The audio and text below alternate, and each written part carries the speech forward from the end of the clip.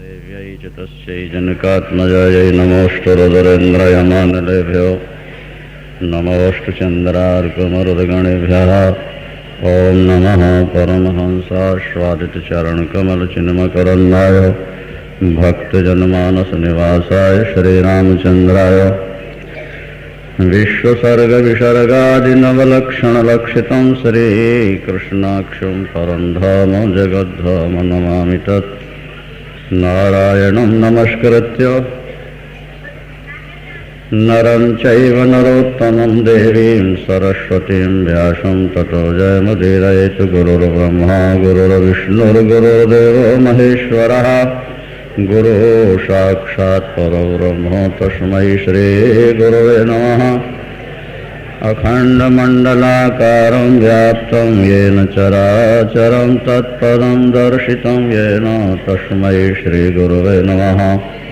तस्मै श्रीगुरवे नमः। श्रीराम जय राम जय जय राम।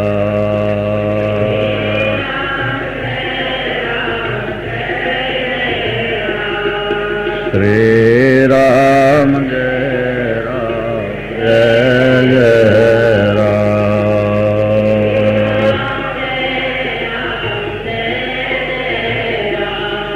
श्रीराम जय राम जय जय राम।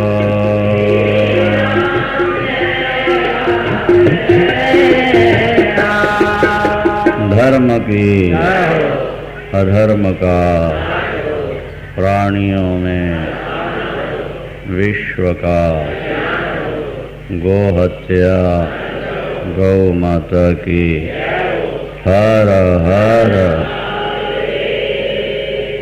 सांचे दरबार की। भगवान कृष्ण ने गीता में कहा नरक के 3 दरवाजे हैं।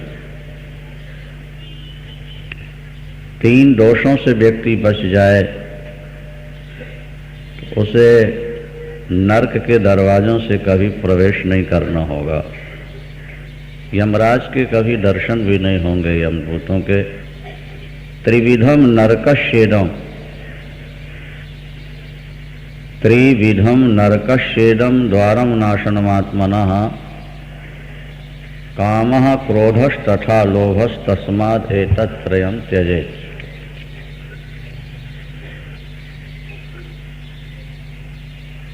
काम, क्रोध और लोभ सारे अनर्थों की जड़ है काम। काम की पूर्ति में बाधा आती है तो क्रोध आ जाता है और काम की पूर्ति के लिए अर्थ की जरूरत पड़ती है, इसलिए लोभ बढ़ जाता है। यदि काम न हो तो क्रोध नहीं आएगा।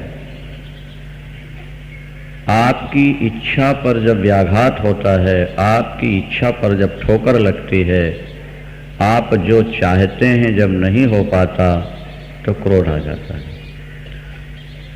कामात् क्रोधो भी जायते। काम से क्रोध की उत्पत्ति मानी शास्त्रों। और काम की पूर्ति के लिए अर्थ की बड़ी आवश्यकता है। शादी कराओ उसमें पैसा लगेगा, श्रीमती आए उसको जेवर चाहिए, उसको वस्त्र चाहिए, उसके साथ घूमने को कार चाहिए, रहने के लिए कोठी चाहिए, नहीं तो इन सब के लिए फिर अर्थ चाहिए। काम में आघात लगा तो क्रोध आया। काम की पूर्ति के लिए अर्थ की जरूरत है, इसलिए लोभ आ गया। लोभोतीव पापिष्ठः। व्यास जी कहते हैं जन्मेजय लोभ अतीव पापिष्ठः। लोभ महान पापी, महापापी। और काम के लिए भी भगवान कृष्ण ने कहा महाशनो महापापमा।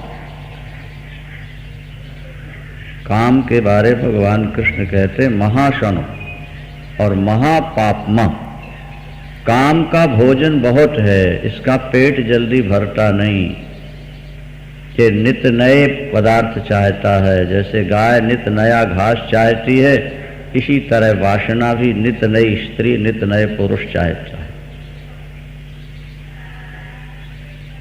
जो प्राप्त है उसके प्रति काम का आकर्षण नहीं होता, और जो अप्राप्त है उसको पाने के लिए प्रयत्नशील होता है। ये मन का, ये काम का स्वरूप है। वासना अच्छा उस तृप्ति नहीं है। भगवान राम रावण का सिर काटते हैं, काटते ही दूसरा निकल आता है। काटत ही पुनि भय नवीने, जैसे ही जैसे ही सिर काटा दूसरा निकला। काटत ही पुनि भय नवीने, जिमि जिमि काटहि तासु सिर, तिम तिम होहि अपार। सेवत विषय विवर्ध जिमि, नित नित नूतन मार सियावरा।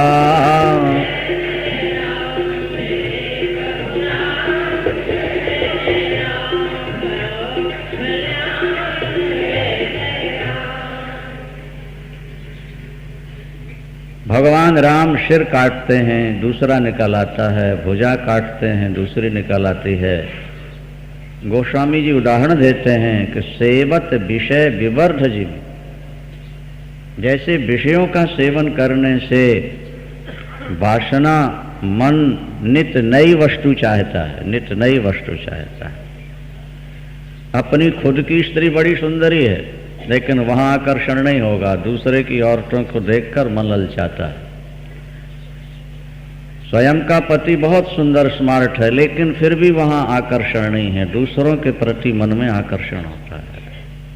ये मन का स्वभाव है। धर्म का बंधन ही व्यक्ति को कंट्रोल में रख सकता है। जहां धर्म का बंधन नहीं है वहां व्यक्ति आप आउट कंट्रोल हुआ करता है, और इसके कारण ही तनाव होता है। विदेशों में संपत्ति बहुत ज़्यादा है, लेकिन तनाव उससे भी ज़्यादा है, पागलपन उससे भी ज़्यादा है, क्योंकि वहाँ फ्री सेक्स है, विदाउट बंधन जीवन है। वहाँ जिसको पसंद कर लो। किसी ने सुनाया किसी देश में ये भी परंपरा है कि तुम्हारी पत्नी के पास कोई पुरुष आया है और उसने बाहर जूते उतार दिए हैं, कमरे के बाहर जूते उतारकर अंदर तुम्हारी पत्नी के पास बैठा है, और पत्नी का पति आ गया तो तब तक वो कमरे में नहीं जा सकता जब तक वो व्यक्ति निकलकर जूते पहन के चला न जाए। ऐसी भी देशों में परंपराएं हैं, पाश्चात्य देशों में। तो जहां काम के लिए बंधन नहीं रहा वहां दिमाग में तनाव हमेशा रहा, वहां पागलपन ज्यादा हुआ। पत्नी को पति पर विश्वास नहीं रह गया और पत्नी को पति पर नहीं रहता। पत्नी को हमेशा भय रहता है कि दफ्तर गया है, फैक्ट्री गया है, ऑफिस गया है, कोई दूसरी न ले आए, क्या कोई और न पसंद आ जाए इसको। और पति को भी ये लगा रहता है कि मैं बाहर गया हूं, कहीं और किसी को न लेकर चली जाए। विदेशों में हमेशा ये स्थिति बनी रहती। भारतीय संस्कृति एक ऐसी संस्कृति है, क्योंकि यहाँ तो ईश्वर को प्राप्त करना जीवन का उद्देश्य है, इसलिए धर्म ने, शास्त्रों ने, ऋषियों ने ऐसी मर्यादा बना दी थी ताकि विवाह के बाद पत्नी भी निश्चिंत रहे और पति भी निश्चिंत रहे। पति को ये विश्वास हो गया कि अब 7 लावा फेरे हो गए, अब ये जिंदगी में मुझको छोड़ेगी नहीं, वो सब कुछ उसके जिम्मे घर छोड़ के निश्चिंत रहता था। और पत्नी को भी ये विश्वास होता था कि सहसा मेरा पति दूसरे को नहीं लाएगा, दूसरे के साथ नाता नहीं जोड़ेगा, जीवन भर के लिए जीवन सही। तलाक वगैरह तो अभी अभी चल गए ना स्वतंत्रता के बाद। सन 47-48 से पहले तलाक शब्द हमारे भारतीय संस्कृति में नहीं था। जोर से बोलिए, सनातन धर्म साचे दरबार की। नई सभ्यता में जब लोग आए, पाश्चात्यों को जब देखा तो उन पाश्चात्यों की नकल की इन्होंने भारतीय संविधान में विदेशों की धाराएं ला करके प्रवेश कर दी। भारतीय संस्कृति जैसी दुनिया में कोई संस्कृति नहीं मिलेगी, ये बात दावे के साथ कही जाती है। हमारे यहाँ काम को दबाने का ही प्रयास किया गया, जबकि पाश्चात्य संस्कृति में काम को बढ़ाने का ही प्रयास किया गया, उभारने का प्रयास किया। वो ऐसे गंदे गीत, ऐसे गंदे दृश्य टीवी और सिनेमाओं में कि जिससे व्यक्ति के मन का काम उभरे, क्योंकि उद्दीपन सामग्री के देखते ही मन में तदनुरूप भावना जागृत हो जाती है। सत्संग क्या है? बोले ज्ञान और भक्ति को उद्दीपित करने के लिए, जागृत करने का एक माध्यम है। और पिक्चर क्या है? सेक्स प्रधान पत्र पत्रिकाएं क्या हैं? बोले वो काम को जागृत करने का एक माध्यम, वो काम को बढ़ाते हैं, जबकि सत्संग और शास्त्र और संत तुम्हारे काम को बोलो दबाने की कोशिश करते हैं। क्योंकि भगवान कृष्ण कहते हैं जहि शत्रु महाबाहो काम रूपम दुराशदम। अर्जुन, काम तुम्हारा प्रबल शत्रु है। ज्ञानिनो नित्य वैरिणा, ये ज्ञानियों का तो नित्य शत्रु है, महाशत्रु है, महापापमा, ये महापापी है और बहुत खाने वाला है। इसको जितना भोग देते जाओगे इसकी इच्छा उतनी बढ़ती चली जाएगी। महाशनो विशेषण दिया भगवान कृष्ण। अशन भोजन को कहते हैं ना, अशन भोजन नहीं किया तो अनशन हो गया। बोलो सांचे दरबार की। अशन और अनशन, आजकल लोग अनशन करते हैं, तो भोजन न करना अनशन हो गया और नहीं तो अशन। तो महाशनो महापापमा, भगवान कृष्ण कहते हैं काम का पेट बहुत बड़ा है अर्जुन। दुनिया का कोई व्यक्ति लाखों करोड़ों वर्ष जीकर भी अपने काम की पूर्ति नहीं कर पाया। हरिवंश पुराण के आधार पर रावण की आयु लगभग 2.5 करोड़ वर्ष की थी। हरिवंश पुराण के आधार पर 23वें त्रेता में वो पैदा हुआ और 28वें त्रेता में आकर के मारा गया। सतयुग, त्रेता, द्वापर, कलयुग 4-5 बार उसके शासन काल में घूम चुके थे। और 5 चतुर्युगी, एक चतुर्युगी का समय होता है 43,20,000 वर्ष। सतयुग, त्रेता, द्वापर, कलयुग का टोटल 43,20,000 वर्ष।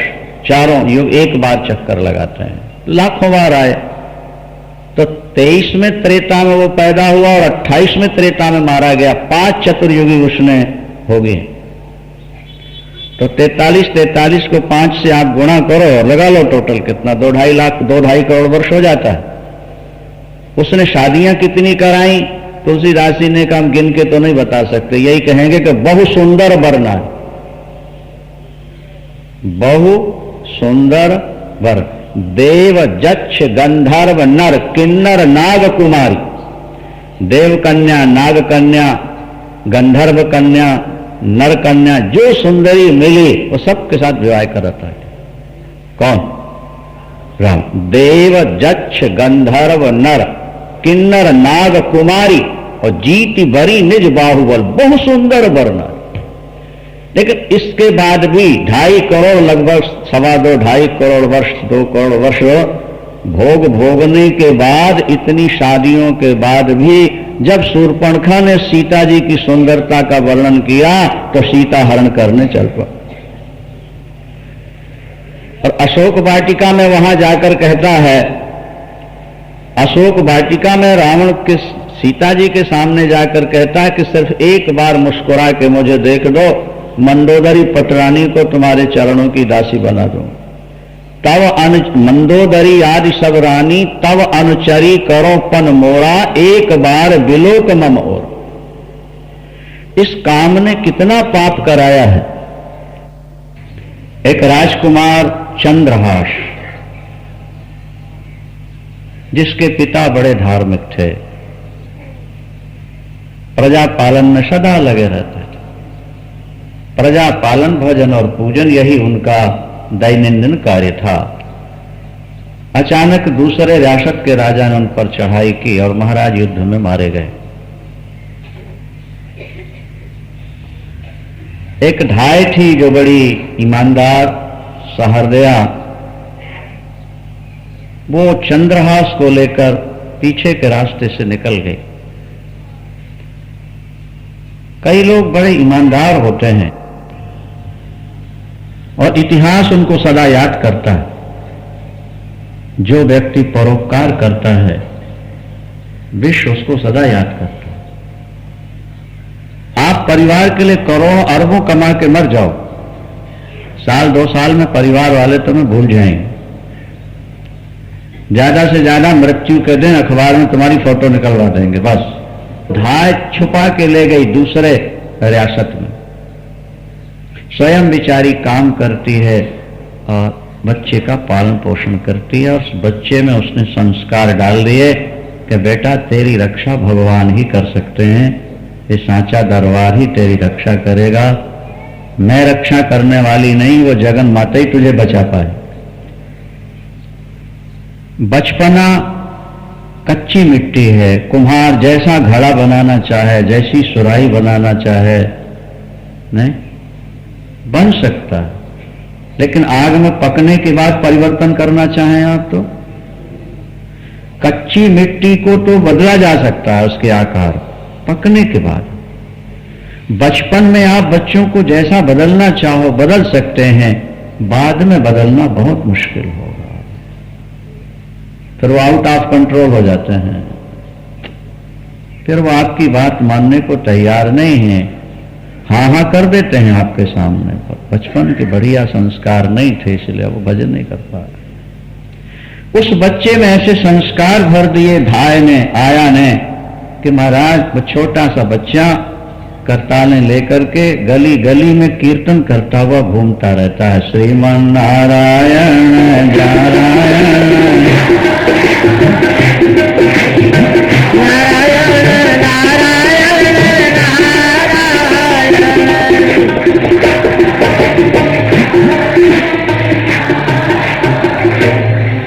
संस्कार डालो, आते भी माँ बोलो, जाते भी माँ बोलो, खाते भी माँ बोलो, पीते भी माँ बोलो, हर समय बोलो जय माँ जय माँ जय माँ।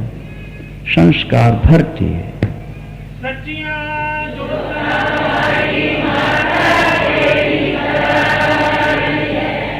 वो छोटा सा बच्चा जब करतालें लेकर कीर्तन करता था, नगर के अनेक बच्चे उसके अनुयायी बन गए, एक बाल मंडल बन गया। उनका कीर्तन देखने के लिए चलते हुए व्यक्ति खड़े हो जाते थे और लोगों का हृदय गदगद होता था। उस देश का राजा था जिसके मंत्री का नाम था धृष्ट बुद्धि, और मंत्री के पुत्र का नाम था मदन, और बेटी का नाम था विषया। धृष्ट बुद्धि पिता, मदन पुत्र, विषया बेटी। मंत्री राजा के एक ही बेटी थी। मंत्री चाहता है मेरे पुत्र का विवाह राजकुमारी से हो जाए तो सारा राज्य मुझको मिल जाए। अर्थ के लोभ में कभी कभी बुद्धि भ्रष्ट हो जाती। लोभोतीव पापिष्ठा, यहां देवी भागवत में लिखा है, लोभ बड़ा पापी है और काम बहुत बड़ा शत्रु है। जिंदगी में काम बहुत बड़ा शत्रु, जय शत्रु महाबाहो काम रूपम दुराशत। भगवान कहते हैं कि जिसको तुम अपना मित्र समझते हो वो तुम्हारे आस्तीन का सांप है। कौन? बोलो। काम। ये काम काम तमाम करता है, ये मिटा देता है। जय शत्रु महापापमा, भगवान कहते हैं महापापी है, ये बड़ा शत्रु है, ये तुमसे बड़े से बड़े गलत काम कराता है। कहा। और लोग भी बुद्धि भ्रष्ट करते। मंत्री चाहता है मेरे बेटे का विवाह राजकुमारी से हो ताकि राज्य। बड़ी सुंदर बात है, देखो मां कैसे रक्षा करती है। इसलिए 2 हाथ का सहारा मत रखो, वो 1000 हाथों वाली है, वो 1000 हाथों वाले हैं। तो सहस्त्र शीरेखा पुरुखा सहस्राक्षा सहस्त्रपात, वेद भगवान की भी कहते हैं कि परमात्मा हजारों आंखों वाला है, हजारों हाथ पैर वाला है, वो तेरी रक्षा कर। धृष्ट बुद्धि का पुत्र मदन धार्मिक प्रवृत्ति का था, संतों को घर बुला लेता। एक दिन उसने संतों को बुलाया। धृष्ट बुद्धि तो नास्तिक था, उसकी खोपड़ी में तो केवल पैसा था, हमको राज्य मिल जाए, धन मिल जाए। संत बैठे हैं, मदन स्वागत में लगा है और चंद्रहास छोटी छोटी करतालें लिए छोटे छोटे बच्चों के साथ श्रीमन नारायण नारायण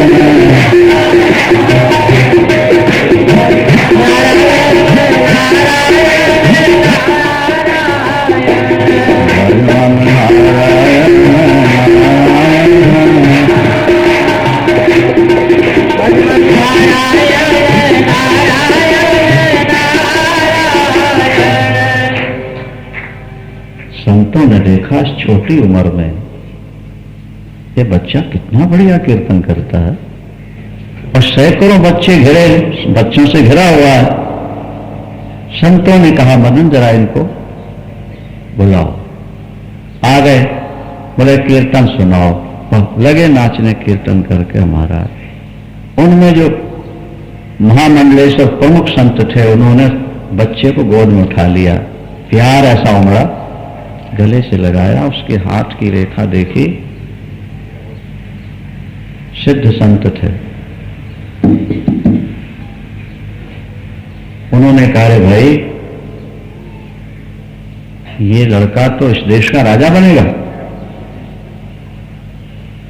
ये लड़का इस देश का, ये किसका पुत्र है? बोले वो ढाई का पुत्र है, आया पुत्र है। भले आया पुत्र हो लेकिन एक दिन इस देश का सम्राट होगा। महाराज धृष्ट बुद्धि तो पीला पड़ गया।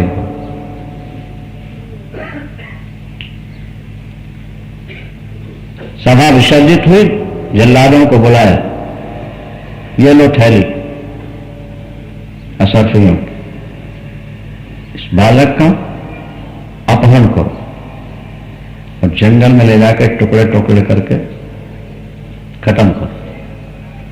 आया के संस्कार थे कि बेटा हर समय भगवान का स्मरण करते रहना। जो व्यक्ति हर समय स्मरण करता है परमात्मा आगे पीछे घूमते उसकी रक्षा करते हैं। वो भजन में था। जैसे दाव पाया जल्लादों ने, अकेला देखा कहीं, अपहरण कर लिया उसे। जंगल ले चले, छोटा बच्चा, आप हमको कहां ले जा रहे हो? तुझको जान से मारेंगे, तुझको खत्म करने के लिए हम यहां लाए। आंसू भर के कहता है मारने से पहले मुझे भगवान का स्मरण तो कर लेने दो आप। मैं 2 मिनट भगवान का स्मरण कर लूं, मां का स्मरण कर लूं, भगवती का, फिर आप मार देना उसको। जल्लादों के मन में दया आ गई। चलो स्तुति करना कर लेना बस। बैठ गया। हे मां, हे जगजननी, हे पराम्बा, सारे जगत की रक्षा करने वाली मां, तूने भेजा था संसार में और अब तू बुला रही है अपने पास। हे प्रभु, हम तो आपके पुत्र हैं, आपने भेजा था और आप बुला रहे हो, आपकी गोद में आएंगे। प्रभु हमसे जो गलतियां हुई हो माफ करना, अपने चरणों में बुला लेना ना। जल्लादों का हृदय पिघल गया। अरे ये बालक तो बड़ा होनहार है, इतना छोटा बालक ऐसी भावपूर्ण स्तुति कर रहा है तो मां भगवान। मेरा अपराधी को मारना बहुत बड़ा पाप होता है। लोग ने हमसे क्या गलत काम शुरू कराया है? मेरा अपराधी की हत्या। आपस में विचार करते, नहीं, इसको नहीं, इसको नहीं, लेकिन इसको नहीं मारेंगे तो हम मारे जाएंगे। उसने असरफियां जो दी हैं, तलवार भी तो साथ में है।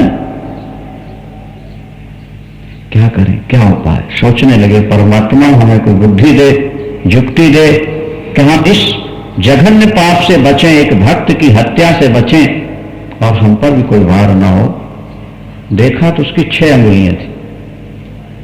किसकी? चंद्रहास। जल्लादों ने कहा क्यों ना उसकी एक अंगुली काट लें और ले जाके महाराज को कह देंगे कि हम हत्या करके आ गए, बाद में जो होगा देखा जाए। उसकी अंगुली काटी, काटने से कष्ट तो हुआ, मूर्छित हो गया। चंद्रहास छोटा बच्चा था तो चले। शास्त्र लिखते हैं, इतिहास पुराणों में चर्चा है कि जब जल्लाद वहां से हटे तो बहुत सारे पक्षी आ गए। कुछ पक्षियों ने ऊपर से छाया कर दी बच्चे, बेहोश बच्चे के ऊपर छाया। कुछ पक्षी पंखों से उसको, पंखा जल रहा है, ऐसे पंखा चल रहा है, छाया। झुंड लगा था। दूसरी रियासत के राजा शिकार खेलने आए थे, उन्होंने देखा यहाँ पक्षियों का झुंड कैसे बैठा हुआ है, पंख ऐसे फैलाए, ऐसे ऐसे कर रहे। पास में गया राजा, पक्षी उड़ गए, देखा है बड़ा सुंदर बाल। उसके पुत्र नहीं था, उसने सोचा भगवान ने कृपा की, उसको पुत्र, इतना सुंदर बालक, इतना उठा करके ले गए, पत्नी की गोद में डाल दिया। बोले देवी तू बच्चे के लिए रोती रहती थी ना, हमेशा भगवान से प्रार्थना करती थी, देख कैसा सुंदर बालक भगवान ने तुझे दे दिया, अब ये तेरे बुढ़ापे का सहारा बन जाएगा महाराज। वो महारानी खुश हो गई, बच्चा बढ़ने लगा, संस्कार वही थे ही। उसने वहां जगह जगह कीर्तन, जगह जगह कीर्तन, पूजा पाठ कथा। थोड़े बड़े हुए, महाराज ने उसको युवराज बना दिया। बेटा अब तुम आगे चल के राज संभालना। शास्त्र कहते हैं चौथे पन में व्यक्ति को भजन करना चाहिए। संत कहाही असनीति दशानन, संत कहाही असनीति चौथे पन जाई नृप कानन, चौथे पन। 4 अवस्थाएं होती हैं। 20 वर्ष तक विद्या कमाओ, 40 तक धन कमा लो, 60 तक धर्म कमा लो और 80 तक मुक्ति पाने के लिए भजन और सत्संग करो। जीवन के 4 विभाग हो गए ना, 4। प्रथम भाग में विद्या, दूसरे में धन, तीसरे में धर्म और चौथे में अब हम संन्यास लेंगे बेटा, अब हम भजन करें। पिताजी आप अपना परलोक बनाइए, मैं राज्य का संचालन करूंगा, संभालूंगा, देख रेख करूंगा, राजा आप ही बन के रहे कुछ दिन, मैं सब, आप चिंता नहीं। बस जहां राजकुमार जाए उसका पहला सूत्र यही था फार्मूले का, कथा कराओ, कीर्तन कराओ, यज्ञ कराओ, पाठ कराओ। जगह जगह में जहां जाऊं मुझे कथा कीर्तन ही सुनाई पड़नी चाहिए। सारे रियासत में भजन करा लो। एक नाविक बढ़िया हो, हजारों को नदी पार करता, और एक नालायक हो तो सैकड़ों को डुबा भी देता है। एक व्यक्ति बढ़िया हो तो हजारों को किनारे लगा देता है, परमात्मा से मिला देता है। और कभी एक नालायक मिल जाए तो सारे परिवार को मिटा के देता है। महाराज उसके राज्य में पैदाश पहले से 10 गुनी ज्यादा बढ़ गई। धर्म से धन बढ़ता है। जितना टैक्स हमेशा देते थे वो रियासत भी उसी राजा के अधीन थी जहां दृष्ट बुद्धि मंत्री, टैक्स देना पड़ता था। तो इस बार दुगना टैक्स भेजा, जितना हमेशा भेजते थे उससे दुगना भेज दिया। दृष्ट बुद्धि ने कहा कि प्रतिवर्ष इतना आता था, इस बार दुगना कैसे आया? लाने वालों ने कहा सरकार, कुछ समय पहले महाराज को एक पुत्र मिला। वो पुत्र क्या है? वो तो चांद का कोई टुकड़ा ही है। नाम उसका चंद्रहास है, वो तो चंद्र की तरह। इतना सुशील, सदाचारी, धर्मनिष्ठ हमने जीवन में कभी कोई व्यक्ति नहीं देखा। वो उसने जगह जगह भजन पूजन कीर्तन का प्रचार कराया है। हमारे यहाँ महाराज के यहाँ 10 गुना ज्यादा पैदाइश हो रही है, 10 गुनी। इसलिए महाराज ने डबल टैक्स भेजा हुआ है। दुगना धृष्ट बुद्धि के कान खड़े हुए, मैं देखूं तो वो कौन सा राजकुमार मिला, कहां मिला, कैसे मिला। घोड़े पर चढ़कर गया, महाराज ने सत्कार किया। धृष्ट बुद्धि ने कहा, हमने सुना है कि आपको कोई राजकुमार मिला है, बड़ा सुंदर है, बड़ा धर्मनिष्ठ है, बड़ी चर्चा है। हाँ महाराज, आप सबकी कृपा से भगवान ने जंगल में एक पुत्र मुझे दिया, और ऐसा दिया शायद हमारे वंश में कोई नहीं हो था। कहाँ है? जैसे ही सामने आया एकदम उसके रोंगटे खड़े हो गए। ये तो वही है जिसे मैंने जल्लादों को दिया था मारने के लिए, लेकिन जल्लादों ने अंगुली ला के दिखाई थी कि हम उसको कत्ल करके आए। हाथ पर नजर पड़ी तो एक अंगुली कटी हुई थी। हमारे साथ जल्लादों ने छल की, लेकिन जो भी है उसको खत्म कराना, उसको मरवाना है। मन में विचार कर राजा से कहता, महाराज मैं एक आवश्यक बात भूल गया आते समय, बेटे मदन को कुछ कहना था, मैं चला आया। चाहता तो था कि आपके यहां 2-4 दिन रहूं, लेकिन मुझे जल्दी वापस आना पड़ेगा। नहीं नहीं, आप कैसे जाएंगे, आप तो बहुत दिनों बाद आए हैं, आप रुकिए, मैं आपका संदेश भिजवा देता हूं, लेकिन अत्यंत विश्वसनीय व्यक्ति के द्वारा मेरा संदेश आना चाहिए। राजकुमार चंद्रहास ये आपका संदेश ले जाएगा। तो बहुत आज्ञाकारी पुत्र है, बहुत धर्मनिष्ठ है, जो कह दें वही करता है। तो मैं पत्र लिखता हूं, ये खोल के देखेगा नहीं, अब पत्र मेरे बेटे को देके वापस आ जाए। ठीक है, पत्र लिखा। क्या लिखता है? बेटा मदन, शुभाशीर्वाद। पत्र देखते ही पत्रवाहक को विष दे देना। जो पत्र लेकर आ रहा है, पत्र देखते ही उसको बोलो भाई क्या दे देना? विष दे देना। पत्र बंद किया, उसी को दिया, बेटे रास्ते में खोलना नहीं, देखना नहीं, मेरे बेटे को जो आज्ञा। घोड़े पर बैठकर चला, बड़ी तेजी से चला, नगर के किनारे पहुंचा। घोड़ा प्यासा, तालाब में जल पिला दूं उसको। फिर जल पिलाया, समय हाथ पैर धोए, कुछ थकावट का अनुभव हुआ। सोचा 10 मिनट थोड़ा आराम कर लूं यहां बगीचे में, तो वहां जाऊंगा तो स्वागत सत्कार बातचीत विश्राम नहीं मिलेगा। वहीं पेड़ के नीचे वैसे टिक गया, मां का भगवान का चिंतन करते हुए। आंख जैसे बंद की, बस 1 मिनट आंख लग गई। संयोग की बात, उसकी बेटी, किसकी? दृष्ट बुद्धि की बेटी विषया अपनी सहेलियों के साथ उसी उपवन में घूमने आई हुई है, भ्रमण करने आई। दूर से दिखाई पड़ा है, बड़ा सुंदर है कोई।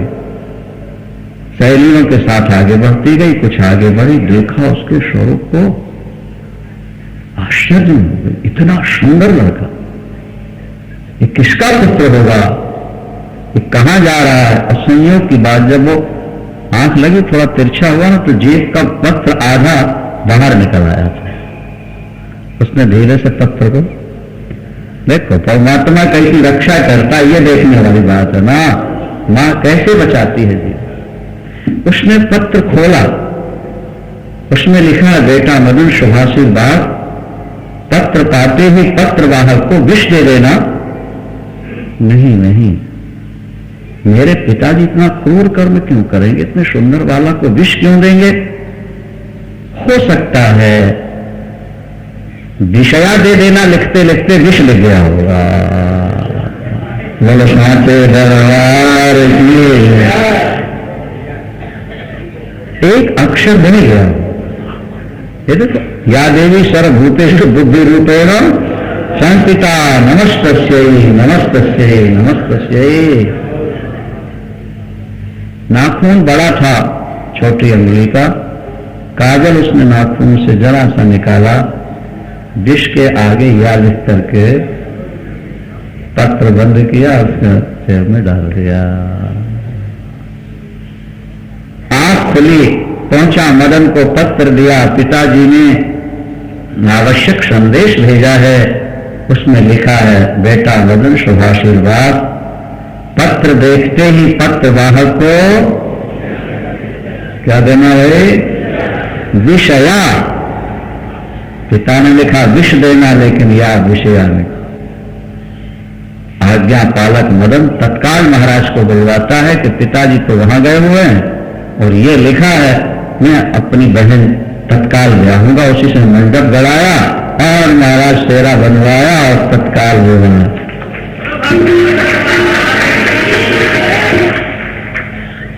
महाराज ने जब चंद्रहास को देखा,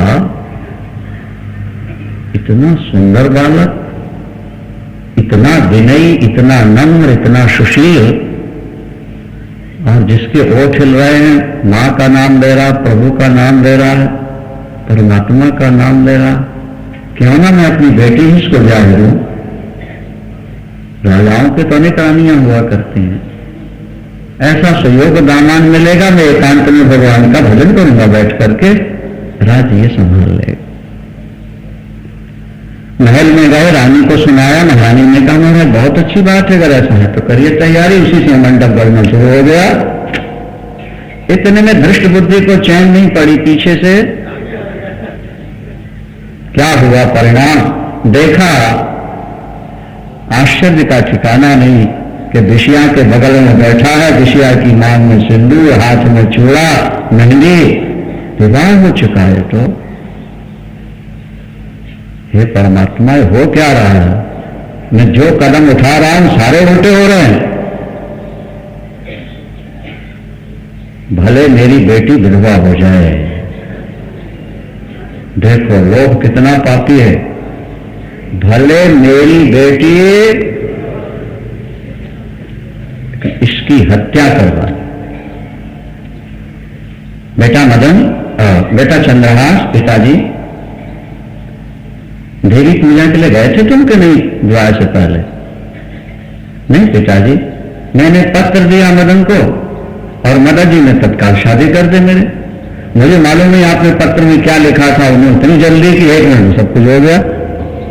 लेकिन बेटा हमारी परंपरा है कि देवी पूजा के लिए जरूर जाते हैं, पहले देवी पूजा करके शादी होती है। चलो अभी नहीं जा, पहले नहीं जा सके तो ये लो थाली पूजा की और सीधे जाके मां के दर्शन करके आ जाओ।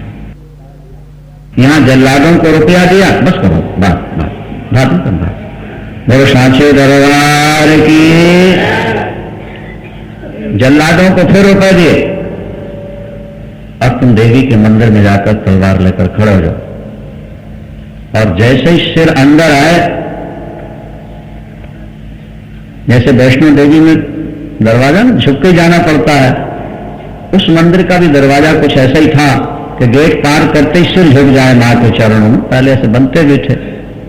महाराज दो जल्लाद खड़े हो। श्रीमन नारायण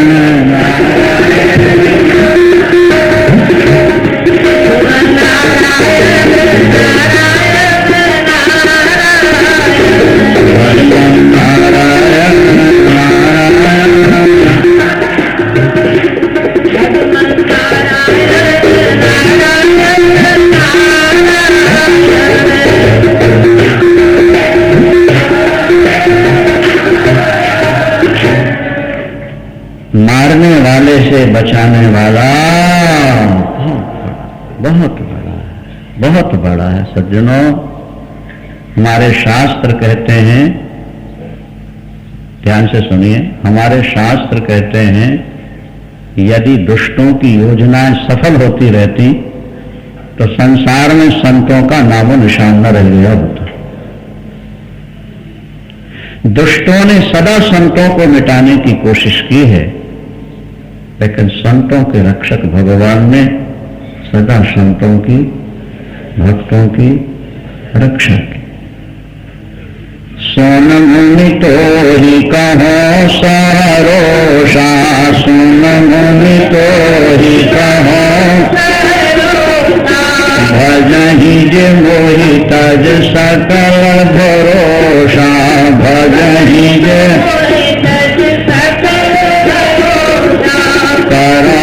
सदा तिनकी रखवारी करहूं सदा जीवी बालक राखै महतारी जीवी बालक। देखो जरा क्या नाटक होता है। चंद्रहास हाथ में थाली लिए पूजा की, जय मां अम्बे जय जगदम्बे, जय मां अम्बे जय जगदम्बे, बड़े प्यार से, फॉर्मेलिटी के रूप में नहीं कि कहा है ससुर ने तो जानना ना, हृदय में भाव भरकर मां की पूजा में। वहां क्या हुआ, मदन महाराज के यहां गया हुआ था। महाराज ने मदन से कहा, मदन विवाह का मुहूर्त समीप आ चुका है, चंद्रहास जहां भी हो यथाशीघ्र महल में भेजेगा। मदन दौड़ा वहां से, रास्ते में कोई मिला, पूछा चंद्रहास कहाँ है? बोले वो देवी पूजा के लिए मंदिर जा रहे हैं। वो वहीं से मुड़ा और सीधे मंदिर की ओर दौड़ा। अभी मंदिर का दरवाजा नहीं मिल पाया, उससे पहले चंद्रहास मिल गया। चंद्रहास, चंद्रहास, हाँ भाई, महाराज का संदेश आया है कि आप यथाशीघ्र सीधे महाराज के यहां पहुंचे। महाराज अपनी बेटी का विवाह तुम्हारे साथ करना चाहते हैं, मुहूर्त आ चुका है, मुहूर्त टलना नहीं चाहिए। लेकिन पिताजी ने तो मुझे मां की पूजा के लिए भेजा हुआ, बोले तेरे बदले में मैं पूजा कर देता हूं चंद्रहास, मुहूर्त न टल जाए तो आनंद चला जा महलों की ओर।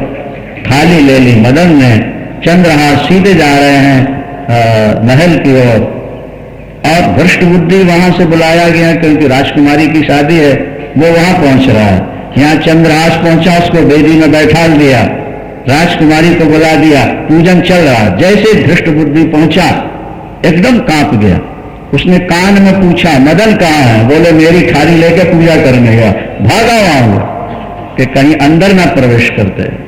महाराज ने करे रुको रुको, ये शुभ कार्य है। बोले महाराज अभी आया, अभी एक मिनट। भागा भागा, लेकिन तब तक मदन मंदिर में प्रवेश, जैसे ही गर्दन उसने अंदर की,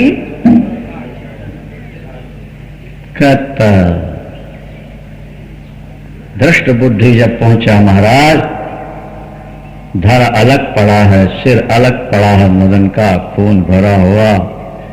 इतनी ग्लानि, इतनी पीड़ा हुई, पुत्र का वियोग नहीं सह सका और भेद सारा खुल जाएगा, क्या होगा? उठाई तलवार उसने और अपना भी सिर काट के उसने वहीं डाल। पुत्र की मृत्यु के बाद पिता भी समाप्त हो गया। किसी ने दौड़कर चंद्रहास से कहा तुम्हारे ससुर और साले दोनों का वध हो चुका है। मदन का वध हुआ है और ससुर ने आत्महत्या। चंद्रहास थोड़े दौड़े आए, देखा दोनों के सिर अलग थड़ अलग पड़े हुए हैं। सारी स्थिति का पता भी लग गया कि मुझे मरवाने की सारी योजना थी। फिर भी मदन मां से कहते हैं मां को पुत्र हो जाए तो क्वचिदपि को माता न भवती। मां, पुत्र को पुत्र हो सकता है लेकिन माता कभी को माता नहीं होती। मां के हृदय की करुणा कभी नष्ट नहीं होती। इन्होंने गलती की है, लेकिन सारा हेतु तो मैं हूं, कारण तो मैं हूं। अगर मैं पैदा ना हुआ होता तो यह उपद्रव न होता। यदि मैं आपका भक्त हूं, यदि मेरे मन में किसी के प्रति द्वेष बुद्धि नहीं है, तो मां या तो इनको जीवन दे दो या मेरा भी जीवन ले लो, मैं जीकर क्या करूंगा? मेरे कारण इनकी हत्या हुई है। चंद्रहास हाथ जोड़ के प्रार्थना करता, तलवार सामने रखी है, मां या तो इन्हें जीवन दो, नहीं मैं अपना जीवन देता हूं। उसी समय मूर्ति के अंदर से शेर पर सवार भगवती दुर्गा प्रकट हो जाती है।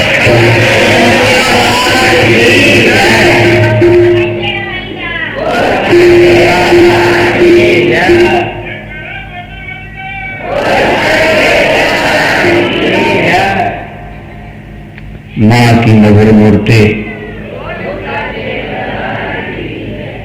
करुणा से भरी हुई मां करोड़ों सूर्य चांद की आभा प्रभा को लगा देने वाला सौंदर्य जब चंद्रहास ने दर्शन किया, मां मां करते चरणों में लौट गया। चंद्रहास वर मांगो, मां इन्हीं जीवन दो। लेकिन बेटा इसने तो तुझे मरवाने के लिए कितने उपाय किए हैं और तू इनका जीवन चाहता है। बोले मां, अगर अन्याय करने वाले के प्रति हमने कठोरता बरती तो सामान्य व्यक्तियों में और आपके भक्त में अंतर क्या रहेगा। देवी भागवत का एक श्लोक है महाराज, शिव पुराण में भी है, अपकार करश्चैवो, अपकार करश्चैवो उपकारम करोति वै तस्य दर्शन मात्रेण पापम प्रलयताम व्रजेच्छ। जो अपकार करने वाले का भी उपकार करता है, जो बुरा करने वाले का भी भला करता है, उसके दर्शन मात्र से जीवों के पाप कट जाया करते हैं। यदि मां आप मुझे अपना भक्त समझते हैं, इन्हें नया जीवन दीजिए, पहला वर। और दूसरा वर ये दे दीजिए कि जैसे मेरे अंदर निर्मल बुद्धि बन के आप बैठी हो, ऐसे इनके अंदर भी निर्मल बुद्धि बन के बैठ जाओ, ताकि ये भी आपका भजन करने लगे करुणामयी, इनका भी जीवन सफल हो जाए। अरे वो पारस, पारस क्या है जो लोहे को सोना न बना दे। वो चंदन, चंदन क्या है जो नीम के पेड़ को भी चंदन न बना दे। वो संत, संत क्या है जो समीप में आने वालों को संत न बना दे।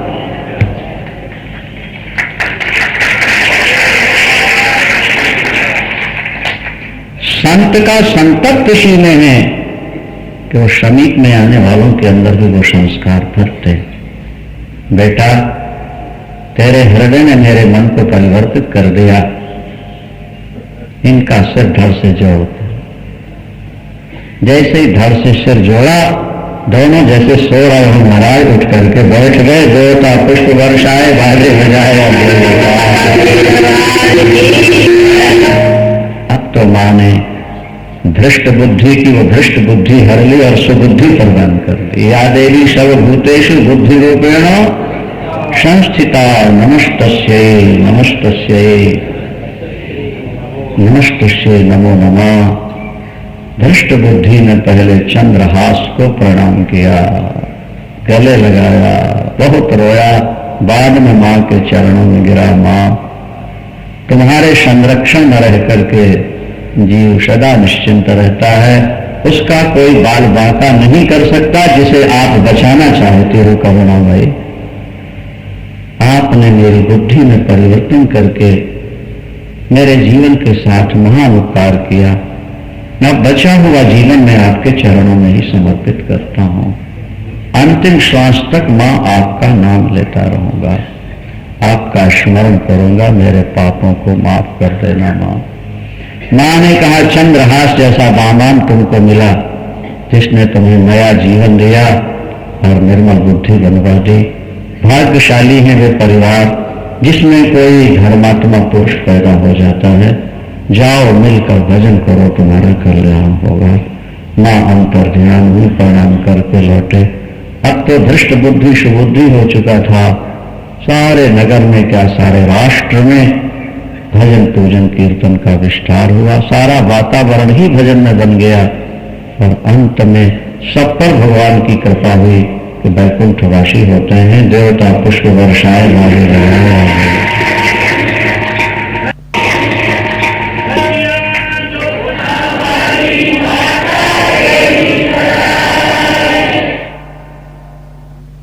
अभी संक्षेप में से फिर बात को सुने। काम ही व्यक्ति का मुंह काला कराता है। जब कोई व्यक्ति गलत काम करता है तो अखबार वाले कहते हैं अमुक ने अमुक के साथ मुंह काला किया। मतलब काम व्यक्ति के मुंह को वाइट नहीं रखता, काला कर देता है। देवर्षि नारद को भी अपना मुंह काला कराना पड़ा। देवी भागवत में ही चर्चा है, अभी सुना रहा हूं। और काम में जब बाधा आती है तो क्रोध जागृत हो जाता है। काम में जब बाधा आएगी तो, और क्रोध के बारे में लखन लाल जी परशुराम प्रसंग में कहते हैं, बोले लखन सुनह मुनि क्रोध पाप कर मूल। क्या कहा? बोले लखन सुनह मुनि क्रोध पाप कर मूल। यही बस जन अनुचित चरण चरण विश्व प्रतिकूल। क्रोध के लिए भी यही कहा शास्त्रों ने कि ऐसा शत्रु है जो बुद्धि को नष्ट कर दे। क्रोध में आकर व्यक्ति ऐसी गलतियां कर बैठता है, क्षणिक क्रोध ने जिंदगी भर के लिए उसको जेल में डाल लिया या उसको पछताना पड़ा। एक बार रोहतक जेल में हमको कथा करनी पड़े। क्या वहां शहर में कथा हो रही थी, वहां के जेलर महोदय आए थे उस कार्यक्रम में, बड़े प्रभावित हुए, बोले महाराज आप चल के उनको सुनाओ जेलियों को। हमने सोचा चलो अच्छा है, भगवान कृष्ण का घर देख के आते हैं, चलो भाई तुम्हारा वहीं चलते। क्या अब जब महाराज जेल में पहुंचे अंदर तो ले आए सबको बैरकों से निकाल के, किसी के हाथ बंधे थे, किसी के गले में से पैर तक पैरों कड़े डाले हुए थे और लंबी सांकर गले में उनको बांध रखा, जो खूंखार खतरनाक थे। कुछ लोगों को खुला भी रखा हुआ था। वहां के सब बैठ गए, चारों तरफ पुलिस मिलिट लगी हुई थी। वहां जेलर में कथा चली तो प्रसंग में हमने कहा कि देखो भाई, तुम लोग या तो काम के कारण यहां आए हो, वासना के कारण, या क्रोध को न रोक सके और किसी की हत्या कर दी इसलिए यहां आए हो, या लोभ को न रोक सके, चोरी की, डाका डाला, इसलिए तुम यहां आए हो। तुम्हारे यहां आने में ये तीन ही हेतु हैं, या तो काम है, या क्रोध है, या और वो क्षणिक स्वाद, वो क्षणिक आवेश, अगर उसको तुम रोक लेते तो आज सांकलों में न बंधे होते, आज पशुओं की तरह तुम्हें बांधा न जाता और 20-20, 14-14, 15-15 साल की सजा न भोगनी पड़ती। और टप टप आंसू उन लोगों के गिरने लगे और सिर हिलाने लगे कि बात हो ठीक ही कह रहे हैं। अभिप्राय कहने का यह है कि अगर हम अपने काम को रोक सकते हैं, हम अपने क्रोध को रोक सकते हैं और अपने लोभ को हम रोक सकते हैं, तो हमको मुंह कभी काला नहीं कराना पड़ेगा, हमको कभी नीचा नहीं देखना पड़ेगा। लोगों की वो पापिष्ट, आपने सुदर्शन के प्रसंग में पहले सुना कि ससुर अपने दामाद की हत्या कराने जा रहा है। राज्य के लोग जो लोग आए होंगे सुनो, सुदर्शन दामाद बन गया था धृष्ट बुद्धि का, नहीं? और धृष्ट बुद्धि ने उसका सिर कत्ल कराने के लिए सुदर्शन का, उसको देवी पूजा के लिए भेजा था ना। जिस बेटी की शादी अभी अभी हुई है 2 दिन 3 दिन पहले या 1 दिन पहले, उस बेटी को विधवा बनाना चाहता है केवल इसलिए क्या कि ये कहीं यहां का राजा न बन जाए, मेरे बेटे के साथ राजकुमारी की शादी। लोभोति व पापिष्ठ, लोभ बहुत बड़ा पापी है, बहुत बड़ा पापी। व्यक्ति को छल और कपट करना पड़ता है, झूठ बोलना पड़ता है। पर्वत मुनि और देवर्षि नारद स्वर्ग से चल के मृत्युलोक आए, दोनों मामा भांजे थे। पर्वत मुनि नारद जी के भांजे सगे, साथ साथ आ रहे थे। रास्ते में चर्चा चली, आपस में बहुत ज्यादा प्यार था। ये चर्चा चली कि अपन मृत्युलोक चल रहे हैं, मामा जी अपने मन में जो ख्यालात पैदा हों, जो भाव उठें, वो एक दूसरे को बता दिया करें, छुपाएंगे नहीं, चाहे मन में विचार अच्छा आए और चाहे गलत। ठीक प्रतिज्ञा हो गई, भांजे के मन में आई बात मामा को बताएंगे और मामा के मन में आई बात एक राजा के यहां आए, चातुर्माश करना था, रुक गए। उनकी बेटी का नाम था दमयंती। देवर्षि नारद की वीणा और उनके स्वर प्रसिद्ध हैं। जब ये वीणा पर राग छेड़ते और गीत गाते और कथा सुनाते तो वो दमयंती मुग्ध हो गई। सेवा में लगी थी तो वो नारद जी की जरा ज्यादा सेवा करती है और पर्वत मुनि की कम सेवा करती है। कहते हैं कि वही कस्तूरी की गंध और प्रेम का संबंध है, छुपाए छुपता नहीं। बोलो सांचे दरबार की। प्रेम का संबंध और कस्तूरी की प्रकट हो जाती है। कोई कहे न कहे लेकिन भावों से पता लग जाता है। अंत तो गत्वा भांजे को अनुमान हो गया कि मामला कुछ गड़बड़ है। दमयंती के हाव भाव, उसकी सेवा और नारद जी का भी थोड़ा सा आकर्षण, आखिर पर्वत मुनि से नहीं रहा गया। उन्होंने कहा मामा जी हमको कुछ गड़बड़ नजर आ रहा है, और अपनी प्रतिज्ञा थी, बोलो मामा जी। मामा जी ने कहा हाँ भांजे तुम जो कह रहे हो बात तो कुछ ठीक ही है। तो कितने दिनों से ये गड़बड़ी चल रही है प्यार की, तो कुछ समय तो हो ही गया, और आपने हमको बताया नहीं मामा जी, इसलिए हम आपको श्राप देते हैं, आपका मुंह बंदर की तरह हो। काले मुंह का बंदर। देखो काम ने काला मुंह कर दिया, नहीं समझ में आई बात। विश्व मोहिनी के साथ शादी करानी थी, भगवान की शक्ल मांगी, तो भगवान ने क्या किया नारद के साथ, बोलो बंदर बना दिया। इसका संकेत है कि व्यक्ति के अंदर का जो काम है ये एक दिन काला मुंह करता है, इसलिए इसको थोड़ा कंट्रोल में रखो और भगवान का भजन किया करो। पिता पुत्र में विरोध होता है। अभी कहीं किसी पिता ने शादी कर ली और बेटों को छोड़ दिया और जायदाद छोड़ दी और परिवार को छोड़ दिया और पत्नी को छोड़ दिया, क्या क्या समस्याएं होती हैं, काम में कितने अनर्थ होते हैं, तो सबका अनुभव का विषय है। एक नैसर्गिक बीमारी ऐसी लगा दी प्रकृति ने, क्योंकि प्रकृति अगर ये बीमारी न लगाती तो नरक में कोई जाता ही नहीं, मृत्यु लोक में कोई आता ही नहीं, सब के सब स्वर्ग और वैकुंठ चले गए होते।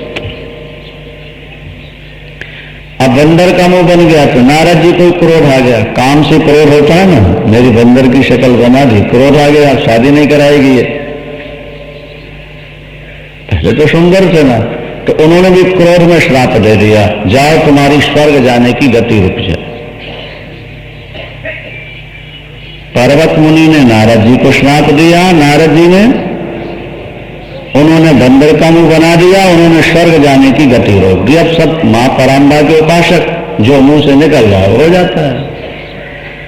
पराम्बा की उपासना का यही एक विलक्षण है कि वो श्राप और अनुग्रह देने में समर्थ हो जाता है व्यक्ति जो नित्य निरंतर मां के चिंतन में डूबा रहता है। विश्व में सबसे अधिक प्रचंड भगवती महामाया, योग माया शक्ति। अब नारद जी बड़े दुखी, अपनी शक्ल देखें तो रोएं। पर्वत मुनि वहां से चले गए, नारद जी वहीं रह गए। दमयंती कहती है क्या हुआ, मेरे कारण आपकी शक्ल बंदर की हो गई, मैं आपके साथ शादी तो कराऊंगी। पिता ने कहा बंदर की शक्ल से शादी कराएगी तो लोग मुझे क्या कहेंगे, हाँ कि बाप कंजूस था इसलिए ऐसी लड़की से शादी के लड़के से कर दी है, बंदर का। वो कहती है कि नहीं, अगर गुणवान कुरूप भी हो तो उसको स्वीकार कर लो, और मूर्ख सुंदर हो तब भी उसको ठुकरा दो। दुष्ट की मित्रता से संत की शत्रुता भी कल्याणकारी होती।